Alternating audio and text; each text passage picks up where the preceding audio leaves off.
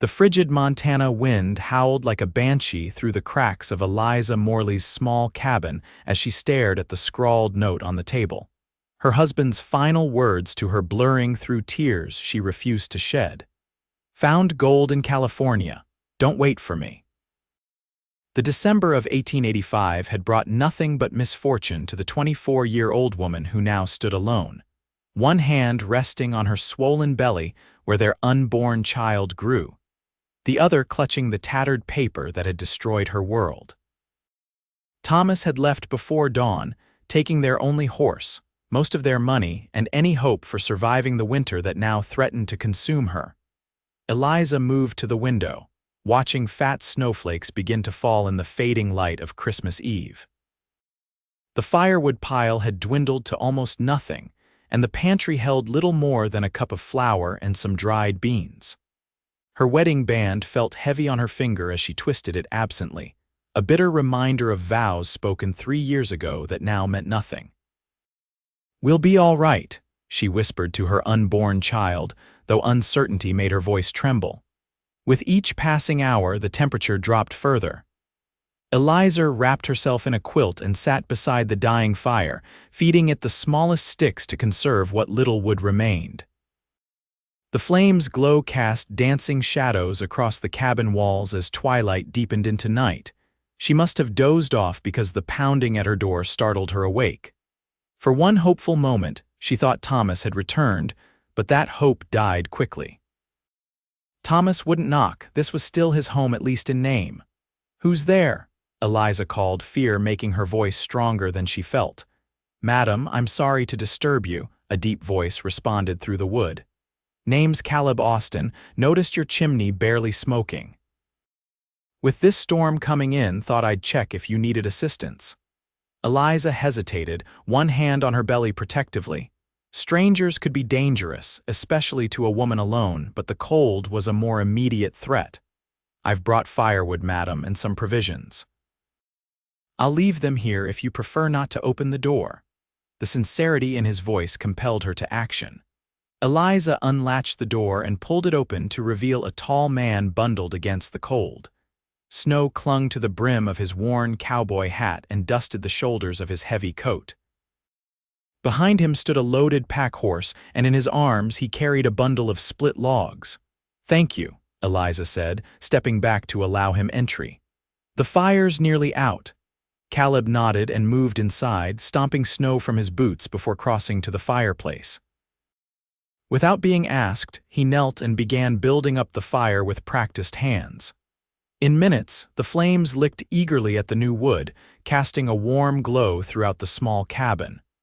"You're alone out here?" he asked, standing once the fire was established.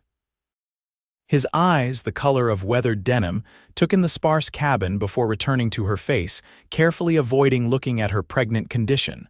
"My husband left." Eliza saw no reason to lie. "This morning." Something flickered across Caleb's face, anger, perhaps, or disbelief.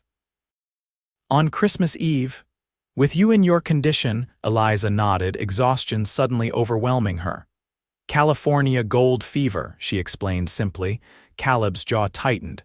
"Let me bring in the rest," he said, turning to the door. He returned with several trips' worth of supplies. A sack of flour, bacon, beans, coffee, sugar, and most precious of all, a fresh loaf of bread. "Mrs." he paused, realizing he didn't know her name. "Morley." "Eliza Morley." "Mrs. Morley, I don't mean to impose, but this storm's turning nasty. Would you permit me to stable my horse in your lean-to and sleep on your porch tonight? I'd feel better knowing you had someone nearby." The request was reasonable, especially from a man who just provided what might have been the difference between life and death for her and her unborn child. Still, Eliza hesitated. "I understand your concern," Caleb said, reading her expression. "I give you my word as a gentleman. I'm just passing through to my sister's place near Helena. Happened to see your cabin and noticed the thin smoke." "You can take the chair by the fire," Eliza decided, trusting her instincts. "The porch would freeze you solid by morning." Relief crossed his features. "I'm obliged, madam. I'll see to my horse first." While Caleb tended to his animal, Eliza sliced the bread he'd brought and heated a pan of beans. It wasn't much of a Christmas Eve meal, but with the fresh bread, it seemed like a feast after days of rationing. When he returned, they ate together in companionable silence. Caleb was careful to maintain a respectful distance, his manners impeccable despite his rough appearance. As the meal concluded, he asked the question she'd been dreading. "When's your baby due, Mrs. Morley?" "February," she answered, hands protectively cradling her belly. "Another 6 weeks, give or take," Caleb nodded thoughtfully. "And you plan to manage alone?" "I had no choice in the matter," Eliza replied, a rare flash of anger coloring her words. "Thomas made his decision, I'll make do. Forgive my bluntness, but that's not a safe plan," Caleb said. "This winter's setting up to be brutal. The nearest neighbor must be 5 miles at least." "The Hendersons," Eliza confirmed, "but they've gone east to visit family for the holidays." Caleb stared into the fire, clearly troubled. "Mrs. Morley, I don't mean to overstep, but I can't in good conscience leave you here alone tomorrow." "Mr. Austin, please call me Caleb." "Caleb, then. You've been exceedingly kind, but I can't accept further charity." "It's not charity to help a neighbor," he countered. "My sister's expecting me, yes, but she won't mind if I'm delayed. Let me chop you enough wood to last a couple weeks, maybe repair that door that's letting in the draft. Just basic necessities to see you through." Eliza wanted to refuse, her pride still stinging from Thomas's abandonment, but practicality won out. "One day," she conceded, "I would be grateful for the help." Caleb's smile transformed his weather-roughened face. "Then it's settled. Merry Christmas, Mrs. Morley." "Eliza," she corrected softly. "And Merry Christmas to you, Caleb." That night, as the storm raged outside, Eliza slept more soundly than she had in weeks, comforted by the crackling fire and the presence of a guardian in the chair across the room. Morning dawned clear and bitterly cold. Eliza woke to the smell of coffee and the sound of an axe rhythmically splitting wood outside. She dressed quickly and found breakfast waiting, bacon and pan bread keeping warm near the fire. Through the window, she watched Caleb working steadily, his breath clouding in the frigid air as he split log after log. His coat hung on a nearby branch, despite the cold, and his shirt sleeves were rolled up to reveal muscular forearms as he swung the axe with practiced precision. When he came inside an hour later, his face was flushed from exertion and the cold. "Good morning," he greeted. "Hope you don't mind me starting breakfast." "Not at all," Eliza replied. "You've already done more than I could have asked." Caleb poured himself coffee and sat across from her. "I've got about half a cord split already. Should have a full cord by midday." "That's too much. It's what you'll need," he interrupted gently.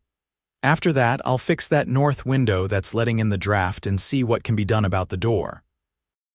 True to his word, Caleb worked tirelessly throughout Christmas Day. By sunset, a substantial woodpile stood neatly stacked against the cabin's south wall. The drafty window had been properly sealed, and the door hung straight on its hinges for the first time in months. As they shared a simple Christmas supper of rabbit stew courtesy of a snare Caleb had set that morning, Eliza found herself studying the man across from her. He was perhaps 30, with lines at the corners of his eyes that spoke of squinting into the sun and wind. His hands were calloused but gentle, and he spoke with the measured cadence of someone who considered his words carefully. "Tell me about your sister," Eliza prompted, curious about the family waiting for him. "Caroline," Caleb's expression softened. "She's my only kin. Her husband died last spring influenza. She's managing their small ranch with just her boys to help. That's why I'm heading there. They need an extra pair of hands for the winter." "She's fortunate to have you," Eliza said sincerely. "Family takes care of family," Caleb replied simply, then looked embarrassed. "I'm sorry, that was thoughtless considering." "No," Eliza assured him, "you're right. Family should take care of family. My husband simply forgot that lesson." They fell silent, the fire popping occasionally in the hearth. Outside, the night was still, the storm having moved on to reveal a sky brilliant with stars. "I should leave at first light tomorrow," Caleb said finally. Caroline will be worrying. Eliza nodded, ignoring the sudden hollowness in her chest. Of course, you've done more than enough. Will you be all right? The concern in his eyes seemed genuine, warming something inside her that had grown cold since finding Thomas's note. Yes, she answered, surprised to find she meant it.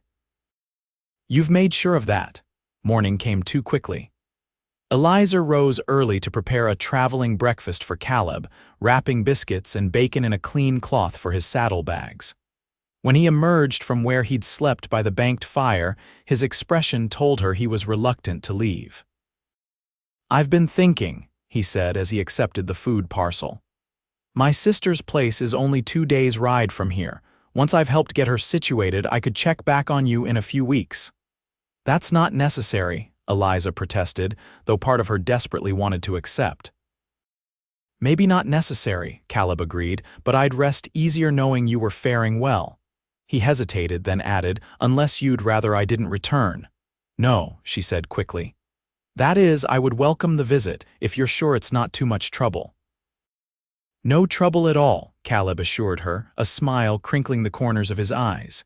He donned his hat and coat, then paused at the door. 3 weeks from today, if the weather permits. I'll look forward to it, Eliza replied honestly. After he left, the cabin seemed impossibly quiet.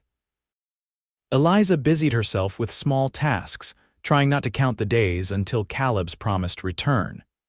She baked bread with the flour he'd brought, mended clothes, and began crafting a small quilt for the baby from fabric scraps. January brought brutal cold and isolation, but Eliza endured, drawing strength from the knowledge that someone would eventually break the solitude. True to his word, exactly 3 weeks later, Caleb returned. This time he brought not only supplies but also news from the outside world and books borrowed from his sister's modest collection. Caroline insisted, he explained, holding out 3 well-worn volumes. Said every expectant mother needs distraction. The gesture touched Eliza deeply. That evening, as snow fell gently outside, Caleb read aloud from one of the books while Eliza worked on the baby's quilt. The domestic scene felt both foreign and achingly familiar, a glimpse of what her life with Thomas should have been. Caleb stayed 2 days before reluctantly returning to his sister's ranch. Before leaving, he extracted a promise from Eliza to signal with a lantern in the window if she needed assistance before his next visit. I'll check the ridge line every evening, he assured her. If I see your light, I'll come. The pattern was established. Every 2 weeks, Caleb would ride the distance between his sister's ranch and Eliza's cabin, staying a day or 2 before returning. Each visit, he brought supplies, news, and increasingly, companionship that Eliza found herself craving in the long days between. As January waned and her time grew nearer, Eliza worried about the birth. The nearest midwife was in town, 10 miles distant. I've arranged for Mrs. Pierce to stay with you starting next week, Caleb informed her during a late January visit. She's delivered half the babies in the county and agreed to come early, given your situation. But how will you pay her? Eliza asked, alarmed. I have almost nothing left. Don't concern yourself with that, Caleb said firmly. It's handled. Eliza's eyes welled with tears. Why are you doing all this? You owe me nothing. Caleb's gaze held her steadily. At first, it was because no decent man could have ridden past knowing you were alone out here. He paused, seeming to search for words. Now it's because I care what happens to you and your child. The simple honesty of his statement stole Eliza's breath. Before she could formulate a response, the baby kicked forcefully, making her gasp. What is it? Caleb asked, alarmed. The baby, Eliza explained, placing a hand on her belly. Very active today. Hesitantly, Caleb asked, May I? After a moment's consideration, Eliza nodded. Caleb knelt beside her chair and placed a gentle hand where hers had been. When the baby kicked again, his face transformed with wonder. That's amazing, he breathed. Something shifted between them in that moment, a boundary crossed, a connection deepened. When their eyes met, Eliza saw something in Caleb's gaze that both frightened and exhilarated her. tenderness, admiration, and something more profound that neither was ready to name. As promised, Mrs. Pierce arrived the following week, a no-nonsense widow with decades of midwifery experience. She took one look at Eliza and declared, "Not long now, dearie, this little one's eager to meet the world." She was right. 3 days later, as a February blizzard raged outside, Eliza's labor began. Caleb, who had arrived that morning with additional supplies, was banished to the lean-to with strict instructions to keep the fire going and water hot. After 14 grueling hours, Margaret Rose Morley entered the world with a lusty cry that penetrated the cabin walls. When Mrs. Pierce finally allowed Caleb inside, Eliza sat propped against pillows, a small bundle cradled in her arms. "Come meet her," Eliza invited, her voice weary but triumphant. Caleb approached cautiously, as if afraid his presence might somehow disturb the miracle before him. When Eliza turned back the blanket to reveal a tiny, perfect face framed by wisps of dark hair, his expression softened. "She's beautiful," he whispered, "just like her mother." The compliment, spoken with such sincerity, brought color to Eliza's pale cheeks. "Would you like to hold her?" Caleb looked terrified at the prospect but nodded. With Mrs. Pierce's guidance, he awkwardly cradled the newborn in his large hands, looking both petrified and awestruck. "Hello, little Margaret," he said softly. "Welcome to the world." The baby yawned, tiny fingers flexing, and Caleb was completely undone. When he finally tore his gaze away from the infant to look at Eliza, his eyes shimmered with emotion. "Thank you," he said hoarsely, "for letting me be part of this." The weeks that followed were a blur of sleepless nights and new routines. Mrs. Pierce stayed another week before declaring Eliza and the baby healthy enough for her to return to town. Caleb, however, showed no signs of reducing his visits. If anything, he came more frequently, often staying several days at a time. "Caroline understands," he explained when Eliza expressed concern about his sister's ranch. "She's hired a hand for the heavy work, says I'm more needed here for now." By April, when the first wildflowers began dotting the meadows around the cabin, Caleb had become a fixture in their lives. He built a proper cradle for Margaret, repaired the cabin's sagging porch, and planted a small vegetable garden that Eliza could tend easily. One evening, as they sat on the porch watching the sunset, Margaret sleeping peacefully in her mother's arms, Caleb broached the subject they'd both been avoiding. "Eliza," he began, uncharacteristically hesitant, "I need to ask you something, and I want you to answer honestly." She tensed slightly, anticipating his question. "All right. Are you still waiting for Thomas to return?" The question hung in the air between them. Eliza considered it carefully, looking down at her daughter's peaceful face. "No," she answered finally.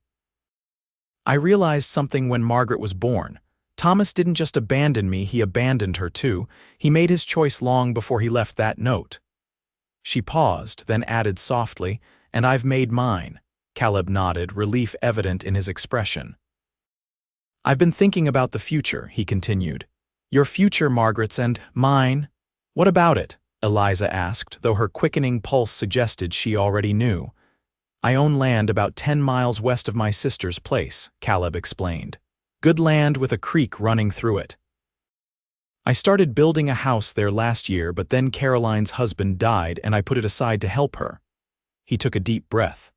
"I'd like to finish that house now, for a family." Eliza's breath caught. "Caleb, I know it's too soon," he hurried on. "I know you're still legally married. But Thomas has been gone nearly 5 months with no word.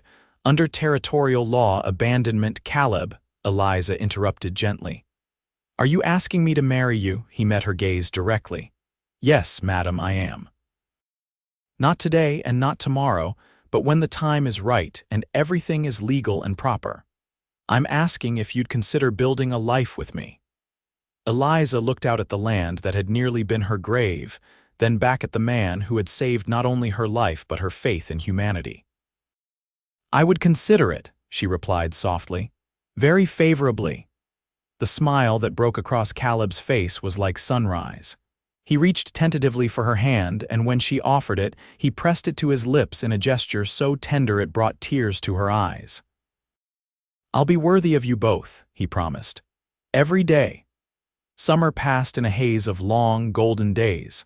Caleb divided his time between his sister's ranch, his own land where the house was taking shape, and Eliza's cabin, which felt increasingly temporary as their future plans solidified. In August, official word arrived from California. Thomas Morley had been killed in a mining accident 3 months after leaving Montana. The news, delivered by the local sheriff, brought complicated emotions for Eliza: grief for the man she had once loved, relief that legal obstacles to her future with Caleb were removed, and guilt for feeling that relief. "It's all right to feel conflicted," Caleb assured her that night as they sat by the fire, Margaret sleeping in her cradle nearby. "He was your husband, you shared a life." "A life he chose to leave," Eliza reminded him. "But yes, once there was love there." She studied Caleb's face in the firelight. "Does that bother you?" "No," he answered honestly. "Your past made you who you are today, the woman I love. I wouldn't change that." It was the first time he'd said the words directly, though they'd been implied in 1,000 actions since Christmas Eve. Eliza reached for his hand, twining her fingers with his. "I love you too," she said simply. "You brought more than bread and firewood that night, Caleb. You brought hope when I needed it most." With legal impediments removed, plans accelerated. The house on Caleb's land was completed by early October, a sturdy, 2-bedroom structure with a stone fireplace and large windows that captured the mountain view. They were married in a small ceremony at Caroline's ranch on October 15th, with Margaret, now 8 months old, witnessing from her aunt's arms. Moving day came a week later. As Caleb carried the last of their belongings into their new home, Eliza stood in the doorway, Margaret on her hip, surveying the life they were beginning together. "What are you thinking?" Caleb asked, coming to stand beside her. "I'm thinking about last Christmas Eve," she replied. "How close I came to giving up hope. And now," Eliza turned to face him, her free hand reaching up to touch his cheek. "Now I know that sometimes the best gifts arrive when you least expect them." Caleb smiled, wrapping an arm around her shoulders and pressing a kiss to Margaret's forehead. "Welcome home, Mrs. Austin," he whispered. "Home," Eliza repeated, leaning into his embrace. "Yes, that's exactly what this is." As the first snowfall of winter began dusting the landscape around their new home, Eliza couldn't help but reflect on how dramatically her life had changed in less than a year. Last December's despair had transformed into this December's joy, all because a kind-hearted cowboy had noticed a barely smoking chimney and decided to check if someone needed help. That Christmas Eve, exactly 1 year after Thomas's abandonment, Eliza sat before a roaring fire in their new home, watching Caleb gently rock Margaret to sleep. The cabin was decorated with pine boughs and homemade ornaments, and the scent of freshly baked bread permeated the air. "She's finally asleep," Caleb whispered, carefully laying the baby in her cradle. "She fought it hard," Eliza observed with a smile. "Too excited about her first Christmas, I think." "She's not the only one with a surprise coming," Caleb said, retrieving a small package from behind a stack of firewood. "I wanted you to open this tonight." Eliza unwrapped the gift carefully to reveal a delicate silver locket. Inside was a tiny portrait of Margaret on one side and Caleb on the other. "It's beautiful," she breathed, immediately fastening it around her neck. "I have something for you too," Eliza said, suddenly nervous. She handed him a small wooden box she'd kept hidden in her sewing basket. Caleb opened it to find a folded piece of paper. His brow furrowed in confusion until he read the simple message written inside. "Next Christmas, there will be 4 of us to celebrate." Understanding dawned on his face, followed by joy so pure it took Eliza's breath away. "Truly," he whispered. Eliza nodded, her hand going instinctively to her still flat stomach. "Dr. Miller confirmed it yesterday. Mid-July, he thinks." Caleb gathered her into his arms, holding her as if she were the most precious thing in the world. "I never imagined I could be this happy," he confessed, his voice thick with emotion. "Nor I," Eliza agreed. "When Thomas left, I thought my life was ending. I couldn't see how anything good could come from such betrayal." She looked up at her husband, the man who had brought her back from the brink of despair. "I was wrong. Sometimes the end of one dream makes room for something far better than we could have imagined." As the snow continued to fall outside their window, Eliza and Caleb sat together before the fire, planning their future and counting their blessings. The journey that had begun with an abandoned woman, a compassionate stranger, a loaf of bread, and a bundle of firewood had transformed into a lifetime of love and possibility, the forever that neither had dared hope for, yet both had found in each other.